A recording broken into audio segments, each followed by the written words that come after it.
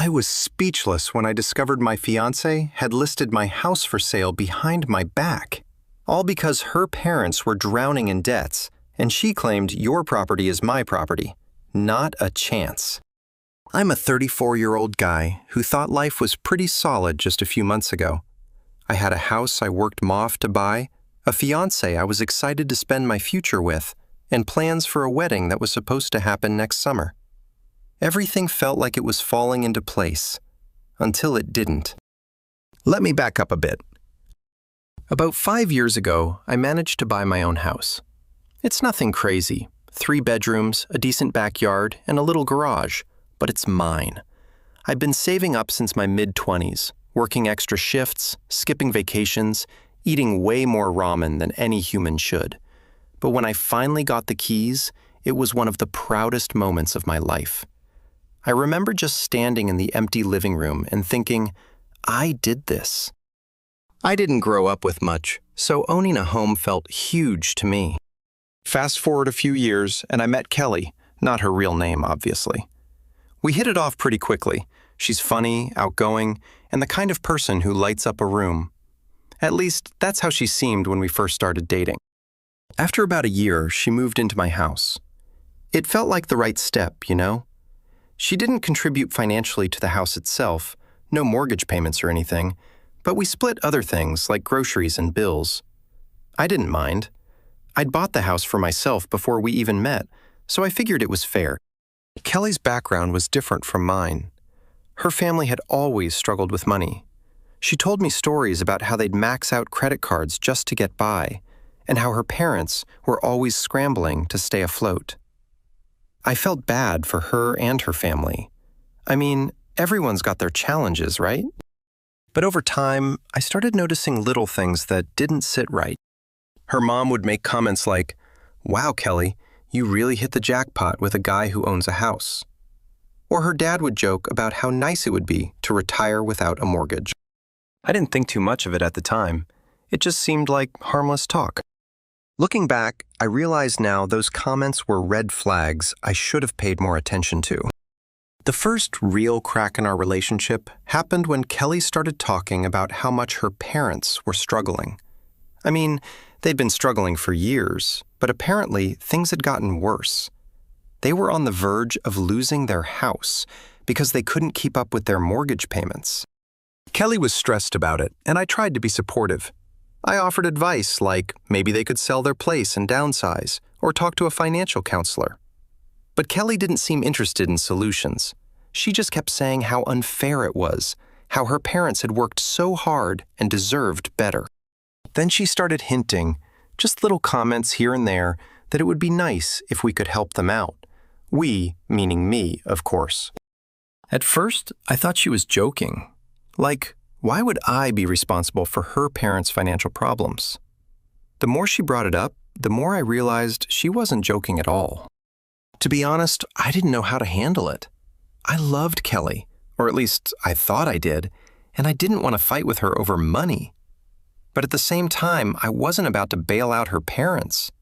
I worked my ass off to get where I am, and their poor financial decisions weren't my responsibility. I tried to explain that to Kelly, but she just got frustrated and said I didn't understand what it was like to grow up with nothing. That was the first time I started questioning if we were really on the same page about our future. Things started getting weird a few months ago. Kelly was on her phone a lot more than usual, whispering during calls and acting jumpy whenever I walked into the room. She'd get snappy over the smallest things, like if I asked what she wanted for dinner. I figured it was just stress from wedding planning. I mean, planning a wedding is a lot, right? I didn't push her about it because I thought giving her space was the right thing to do. In hindsight, maybe I should have asked more questions. One day, I got this packet in the mail from a real estate agency. It had all these details about the sale of my house. My house. At first, I thought it had to be a mistake or some kind of scam. But when I looked closer, I saw the photos they included. It was definitely my house, down to the furniture in the living room. There was even a proposed closing date. I didn't understand what the hell was going on. That night, I brought it up to Kelly. I just asked her straight up if she knew anything about it. The moment I mentioned the packet, her face went pale. She stammered something about exploring options for us to get a bigger house after the wedding. She said she wanted it to be a surprise, but that didn't make any sense. If we were going to move, why wouldn't she talk to me about it first? Why would a real estate agency be involved without me knowing? Something about her explanation didn't sit right with me. So, after she went to bed, I stayed up and started digging. The next day, I called the real estate agency, pretending to be Kelly's assistant. I asked them about the details of the sale, and what they told me absolutely floored me. Kelly had listed my house for sale without my knowledge. She told them she was a co-owner, which was a complete lie, and had even signed documents pretending to be me. They had a cash buyer lined up, and the sale was set to close in 2 weeks. I asked why it was happening so quickly, and that's when the final piece of the puzzle clicked. The agent told me Kelly mentioned she needed the money urgently to help with family obligations. It all made sense now. She was planning to sell my house to pay off her parents' mortgage. My stomach dropped. I couldn't believe what I was hearing. That night, I laid out all the documents. Kelly broke down completely. I mean, full-on sobbing, barely able to get words out. She kept saying she didn't know how else to save her parents, and that I wouldn't understand. I stayed calm, not because I wasn't mad, but because I didn't trust myself to start yelling and make things worse. I told her flat out that what she did wasn't just deceitful, it was illegal. She forged my signature, lied about being a co-owner, and tried to sell something that wasn't hers to sell. There's no coming back from that. Her reaction shocked me, though. After crying for a while, she flipped to anger, saying I was selfish for not helping her parents when I had so much. That hit a nerve. I worked my ass off to get where I am. Nobody handed me this house. I lived on bare-bones budgets, skipped out on socializing with friends, and sacrificed years of my life to save for it.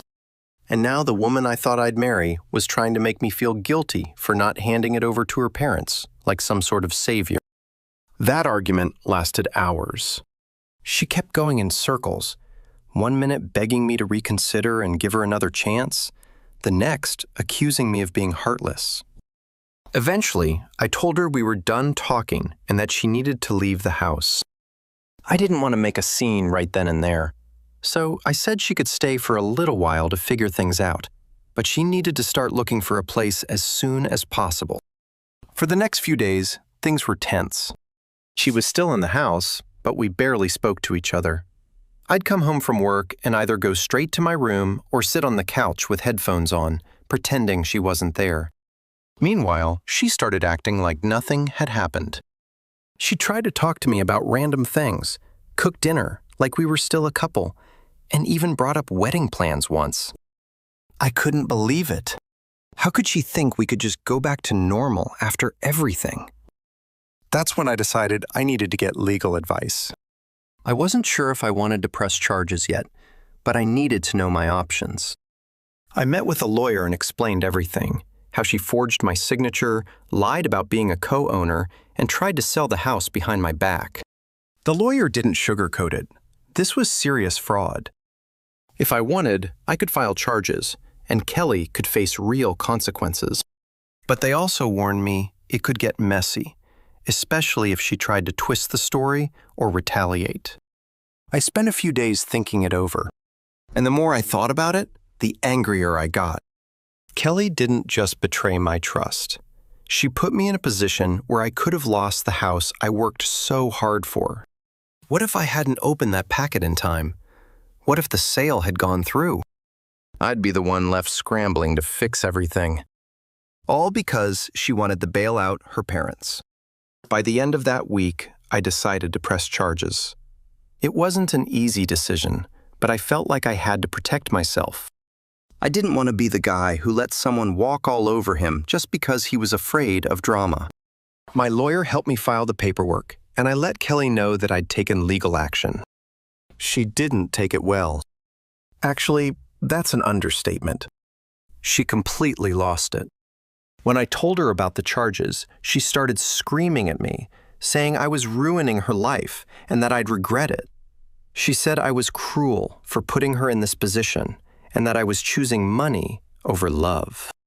I didn't even respond. At that point, there was nothing left to say. I told her she had 30 days to move out and that we were done. She stormed off to the bedroom, slammed the door, and didn't come out for the rest of the night.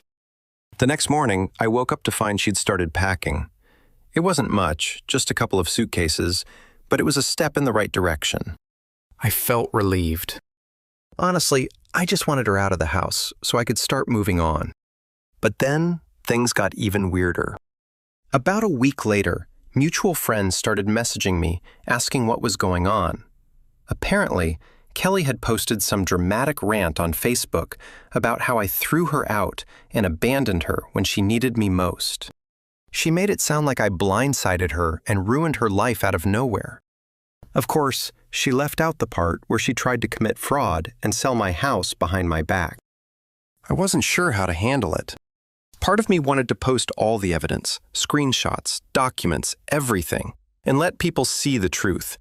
But my lawyer advised against it, saying it could complicate the legal process. So instead, I kept it simple. I posted a short, neutral statement. Integrity and trust are the foundation of any relationship. When that's gone, there's nothing left to build on. It wasn't much, but it made people think twice about her story. Some of our mutual friends reached out privately, and I explained the situation to them.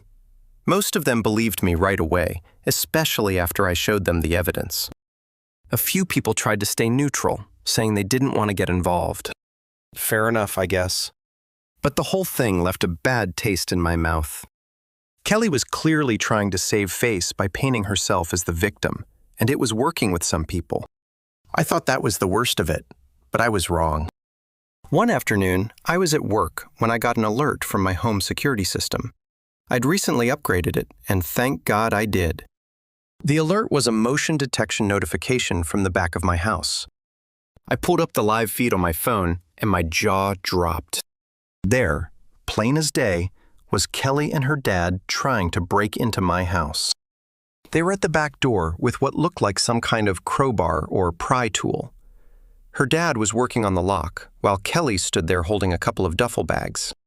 I couldn't believe what I was seeing.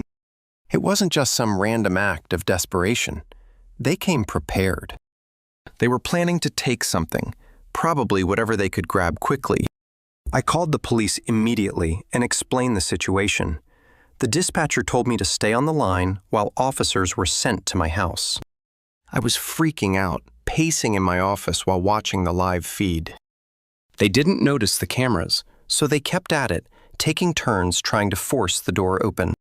It felt like forever, but in reality, the police arrived pretty quickly. The live feed showed 2 squad cars pulling into my driveway, and Kelly and her dad froze when they saw the flashing lights. They tried to talk their way out of it, but the officers weren't buying it.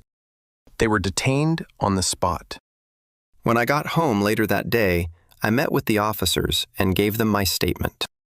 Kelly tried to claim she was just there to pick up a few things she left behind, but I called her out. She'd already moved everything out weeks earlier, down to her last sock. There was no legitimate reason for her to be there, let alone with her dad and a crowbar. I pressed charges for trespassing and attempted burglary. I wasn't about to let this slide. The officers seemed to take it seriously, especially after I showed them the footage from my security cameras. It was crystal clear what they were doing. Kelly and her dad were both taken into custody, and I thought that would finally put an end to things. Spoiler alert, it didn't. A few days later, I got a phone call from Kelly. At first, I wasn't going to answer. I mean, what could she possibly say after everything? But curiosity got the better of me. When I picked up, she immediately started crying. She told me she was sorry and that she just didn't know what else to do. She claimed she only broke in because she was desperate to get a few sentimental things she'd forgotten. I didn't believe her for a second. Then came the bombshell. She said she was pregnant. I didn't even know how to respond at first. After a long pause, I asked her why she was only telling me now. She said she'd been scared and didn't know how I'd react. She said the stress of the breakup and everything with her parents had made her hesitant to share the news. I'll admit, for a split second, I wondered if it could be true. But something about the timing felt off. I told her calmly but firmly that if she was pregnant, I'd do the right thing. I'd step up and support the child, no question. But I also told her that I'd need a doctor's confirmation and a paternity test. That's when she started backtracking. She said she wasn't ready to involve doctors yet, and that I just needed to trust her. That was a massive red flag. After everything she'd done, trust wasn't exactly in the cards anymore. I told her I wasn't playing games, and that if she wanted my involvement, she'd need to prove her claims. Then, I hung up. That was the last I heard about her so-called pregnancy. No follow-ups, no doctor's notes, nothing. I can only assume it was another desperate attempt to manipulate me. The final straw came about a week after the pregnancy stunt. I received a letter from a lawyer. Apparently, Kelly had hired someone to try and shake me down for money. The letter was absolutely ridiculous. It accused me of causing her emotional distress by breaking off the engagement and evicting her from my house. It also demanded compensation for the time she had lived with me, claiming she had enhanced my life in ways that deserved financial repayment. But the wildest part? The letter also demanded financial support for her parents, arguing that I'd benefited from their daughter and therefore owed them something in return. I was floored. I showed the letter to my lawyer, who honestly looked like he was trying not to laugh. He helped me draft a response that shut the whole thing down. We laid out everything Kelly had done, from the fraudulent house sale attempt to the break-in, and made it clear that if they pursued legal action, I'd countersue for damages, legal fees, and defamation. We didn't hold back, and I made sure every word was backed up with evidence. That letter must have done the trick because I never heard from Kelly or her lawyer again. The legal nonsense fizzled out as quickly as it started, and I was finally able to breathe a little easier. Looking back, the break-in was probably the most surreal part of this whole ordeal. I mean, who does that? I'll never understand what was going through Kelly's head, or her dad's for that matter. The lengths they were willing to go to were insane. It wasn't just about the house anymore. It felt like they were trying to take me down with them. I've upgraded my security system since then, and I'm way more cautious about who I let into my life. It's been a tough lesson, but I'm finally starting to feel like myself again. There's still more to unpack about this whole mess, but I'll save that for the next post. As always, thanks for reading. Writing this out helps more than I expected. All right, everyone. Before we dive into the update, I have a small request. We put a lot of effort into finding these incredible stories for you every single day, and your support means the world to us. If you enjoy our content, please consider subscribing to the channel. It really helps us grow and allows us to continue bringing you more amazing stories. Thank you. Now, let's move to the update. Update 1. Thanks for sticking with me through this saga. Writing these posts has been kind of therapeutic, and I appreciate the support. By this point in the story, Kelly was out of my house. I'd filed charges for the break-in, and her ridiculous lawyer letter had been dealt with. But the ripple effects of everything she did weren't something I could just shake off overnight. It's one thing to cut someone out of your life. It's another thing to deal with the mess they leave behind. After the break-in, I had to deal with some immediate fallout. For starters, the house didn't feel the same anymore. The break-in left me paranoid. Even though the locks had been replaced and the security system upgraded, I couldn't shake the feeling that someone was going to try to mess with me again. I'd be lying in bed at night and hear a random creak or noise, and my mind would go straight to, what if it's Kelly or her dad trying something else? One of the first things I did was get a high-quality security door and install more cameras around the property. I even paid extra for a service that monitors the cameras and alerts me if there's suspicious activity while I'm away. Honestly, it was expensive, but it gave me some peace of mind, which I desperately needed. I also started to notice how much of my personal life had been tied up with Kelly. Little things reminded me of her all the time.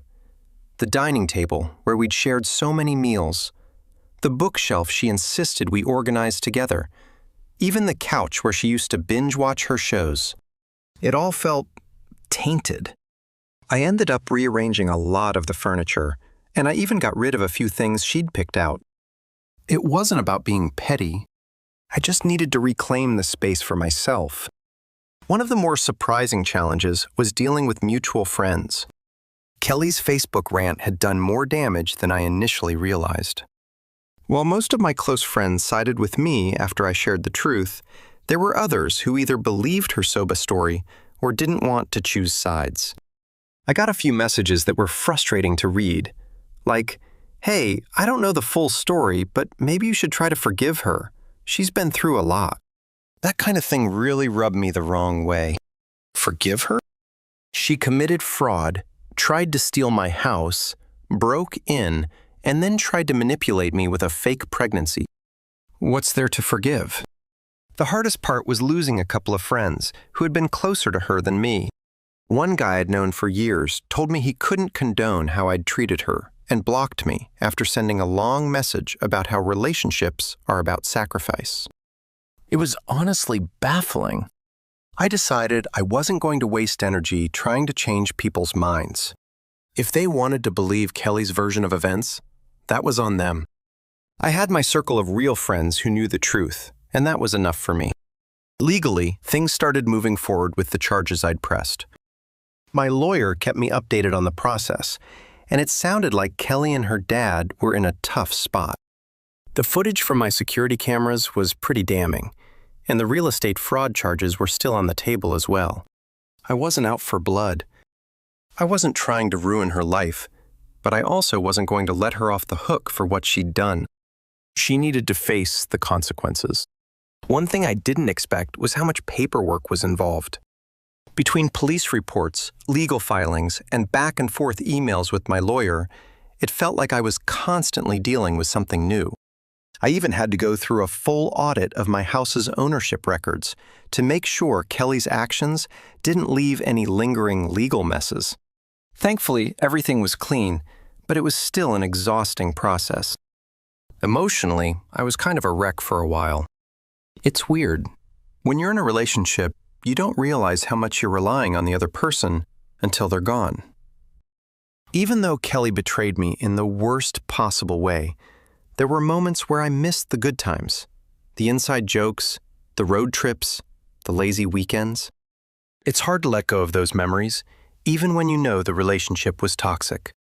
I started seeing a therapist, which was one of the best decisions I made during this whole ordeal. Talking to someone who wasn't involved, someone who could give me an outside perspective, helped a lot. One thing my therapist pointed out was how much guilt I was carrying. Not guilt over ending things with Kelly, but guilt for not seeing the red flags sooner. She helped me realize that blaming myself for her actions was pointless. I didn't cause her to make those choices, and I wasn't responsible for fixing her problems. Final update. Hey everyone, this will probably be my last update. Writing all this out has been a crazy experience, but it's also been therapeutic. Now that I've had some time and space from the chaos, I think I'm finally ready to close the book on this chapter of my life. So here's what the last few months have looked like and what I've taken away from everything. First off, let's talk about the legal side of things. The charges I pressed against Kelly and her dad moved forward, and they eventually reached plea deals. I won't get into the exact details because I don't want to risk violating any agreements, but let's just say the legal system didn't go easy on them. Kelly got a hefty fine and some mandatory community service for her role in the fraud and break-in. Her dad, who was more involved in the physical trespassing, ended up with similar penalties, but also some probation. I don't feel bad about how things turned out for them. Actions have consequences, and if they hadn't been caught in the act, they could have caused me even more harm. Knowing that the law held them accountable gave me a sense of closure. It was never about revenge. It was about standing up for myself and making sure they couldn't get away with what they did. On a personal level, one of the hardest things I've had to deal with is rebuilding trust. Not just in other people, but in myself. For a long time, I kept asking myself how I could have missed the signs. How did I not see Kelly for who she really was? The truth is, it's not that simple. Manipulative people don't show their true colors all at once.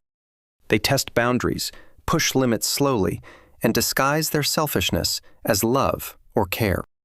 I've spent a lot of time reflecting on the relationship.